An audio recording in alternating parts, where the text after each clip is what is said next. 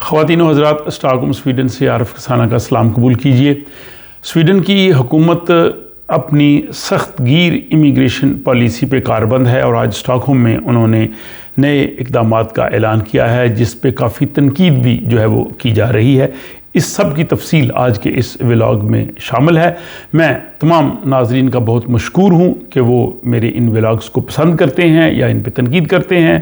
اپنی رائے دیتے ہیں، انہیں لائک کرتے ہیں اور دوسروں سے شیئر کرتے ہیں۔ تو آج سویڈش دارالحکومت اسٹاک ہوم میں امیگریشن کی منسٹر ماریا میلمر سٹیننگارڈ نے سویڈش ڈیموکریٹ پارٹی کے ترجمان ماتھیاس بیکسٹروم یوہانسن کے ہمراہ پریس کانفرنس کی اور انہوں نے امیگریشن پالیسی میں جو تبدیلیاں لائی جا رہی ہیں ان کی تفصیل بتائی، جس پہ کافی زیادہ تنقید بھی ہو رہی ہے۔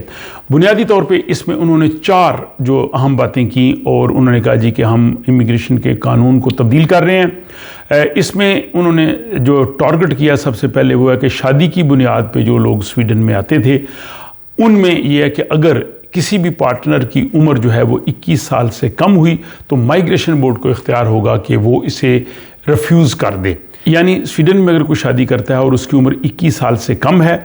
یا سویڈن سے باہر جس پارٹنر کو بلایا جا رہا ہے اگر اس کی عمر 21 سال سے کم ہے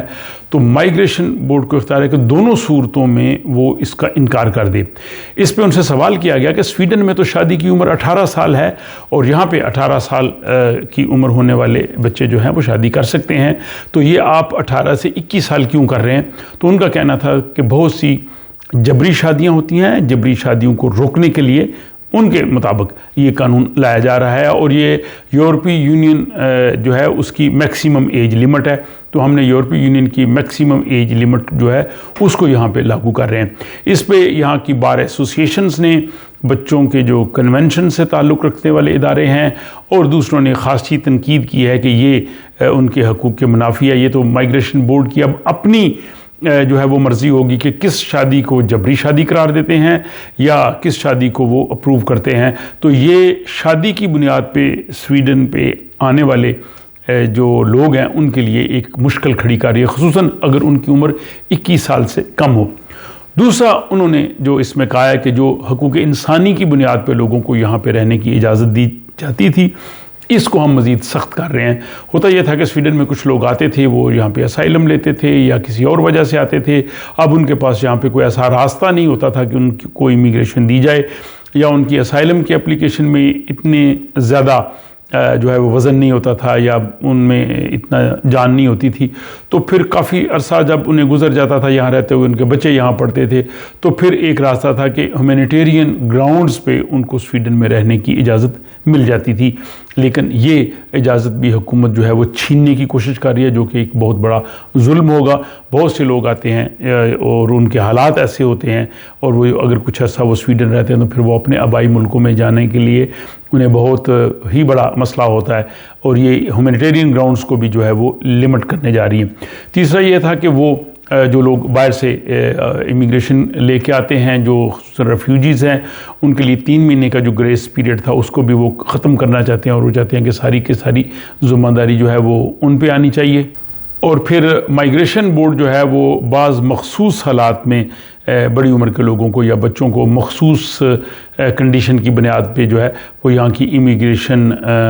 کا جو ہے وہ فیصلہ کرتا تھا۔ اب انہوں نے کہا گیا کہ وہ بھی اس کو جو ہے وہ محدود کریں اور اس چیز کو جو ہے وہ زیادہ جو ہے وہ سختی کی جائے۔ تو یہ جو سارا انہوں نے آج پریس کانفرنس میں جو باتیں کی ہیں اس میں انہوں نے